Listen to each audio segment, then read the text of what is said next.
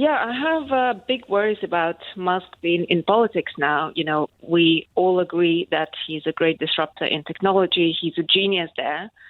And he managed to achieve that partly probably because of his neurodiversity. He admitted he's autistic, and he invests his time into things that interest him, and they really go deep into it.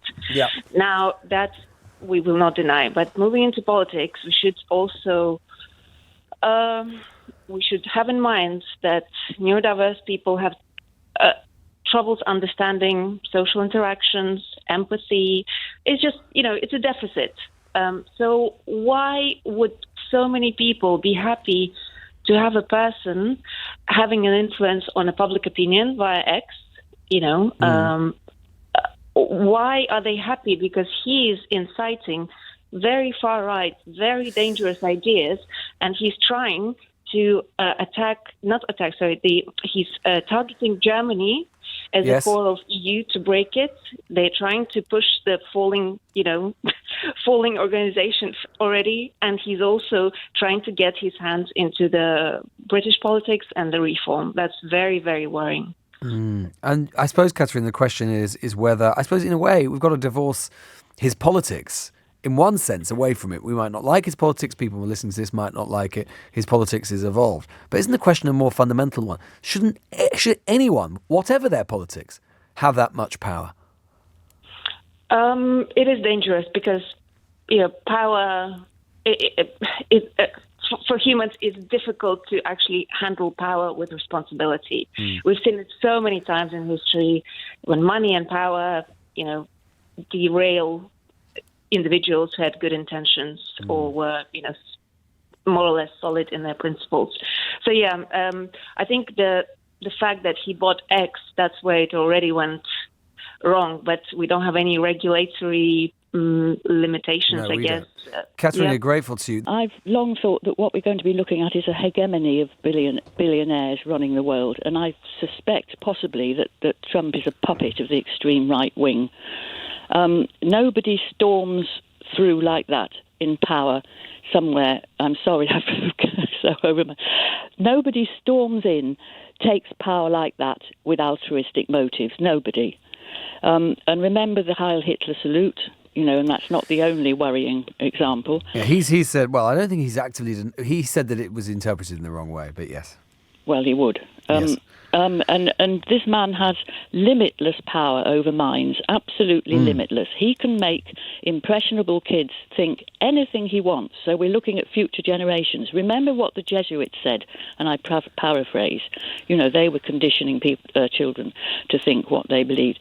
Give me a child at an impressionable age, and she or he is mine for life. And I think we have seen now. I read a little piece by your colleague, Simon, yesterday. Yes. We're looking at state capture. I mean, it's all so horrifying that I'm just looking at it and thinking, oh, that's interesting, isn't it? I think it's a defence mechanism. It's horrific. This whole internet thing is absolutely appalling. You've got the whole, I'm slightly off subject now, but you've got the whole desensitisation thing going on, where children of 12 are looking at decapitations, and people are saying, oh, well, they're addicted to their phones. That's not just Musk, though, of course, in fairness, is it, Rose? That's the whole social media companies, full stop. In fact, you probably see more of that because there aren't that many kids on Twitter. They're more likely to be on other things. Well, right, but I'd like to just quickly make the point that when we calmly talk about, oh, well, they're addicted to their phones, no, it's not their responsibility. They're not addicted to them. Not. They have been made addicted, and the addiction always controls. The drink and drugs control you. The technology is controlling them, and that is not by mistake. It cannot be. It must have been known at the start that this is what's going to happen because they're making them addictive. I know I've slightly gone off, but it's part of the same thing together, doesn't it? No, I think that's right. Do you think does it scare you, Rose? It scares me so much I can't feel anything. I just have to think, thank God I'm 77. Gosh. Yeah, honestly. Really? And what is it that scares you in particular? If you were to just encapsulate it briefly, what is it? complete power by people who have absolutely no interest except their own. They have no feeling for other people whatsoever, and they simply want money and power for its own sake. I think there is a lot going on behind, underneath with these people, that they cannot get enough power because at some point, they have to prove that they can never be less than, they can never be humiliated. So there's no end to the seeking for power. To put it sort of rather trivially, at some point they have been so deeply and profoundly humiliated that they're consumed with the need for power. It's an absolute compulsion. Rose. You don't need all that money, do you, for God's sake? There's more to it than that. More money than you can ever spend. Rose, in Tavistock, grateful to you. First of all, I think Musk is very much hyped with his projects. Most of his rockets are ending in disaster. His trucks have been all recalled because their engines are exploding with severe electrical faults. And as for the Tesla, I wouldn't drive one of those if you paid me. But onto your question quite popular about cars, whether... though.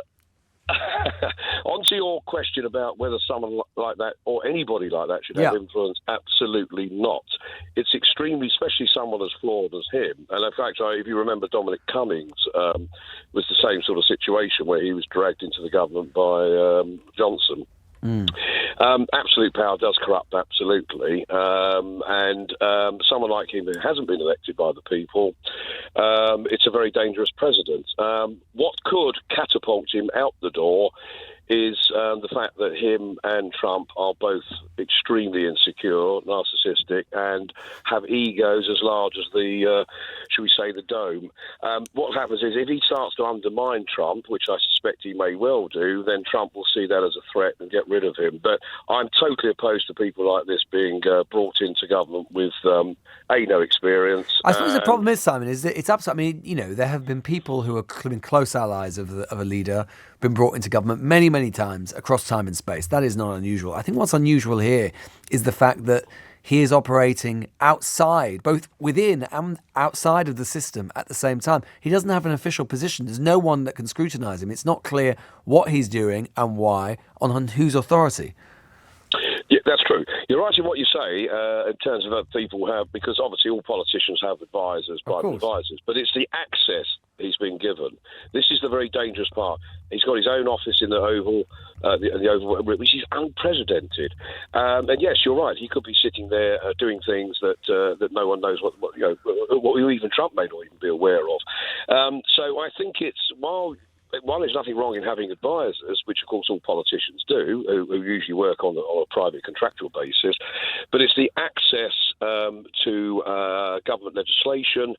That, for me, is dangerous. And for someone like that, who I consider to be utterly flawed, I would worry about it. In the same way I objected to Dominic Cummings being brought in with his weird and wonderful ideas that he had.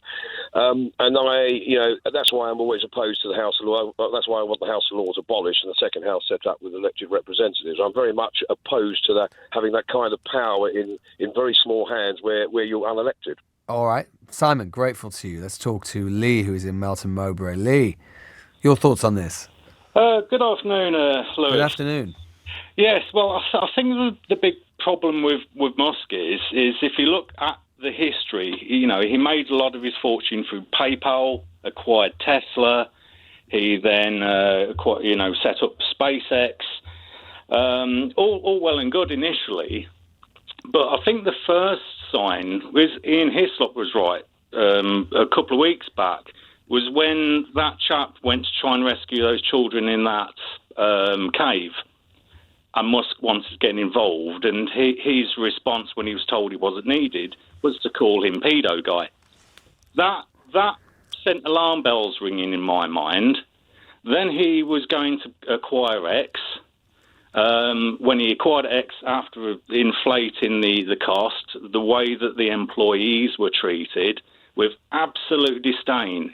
People were really upset, and he just put laugh out loud on his responses. How they work with on SpaceX. He turned up apparently on a Sunday night at 10 o'clock. There was only a couple of people there. Because of the way he is... But he has been very successful, Lee, hasn't he? I mean, whatever we might think about the way he conducts himself, and he's not here. He's not here to defend himself, of course. But I mean, he has been extremely successful.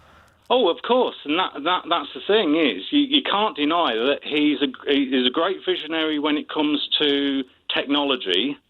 Unfortunately, it's where it's descended into. When you look at how he started on X, he acquired it to provide free speech.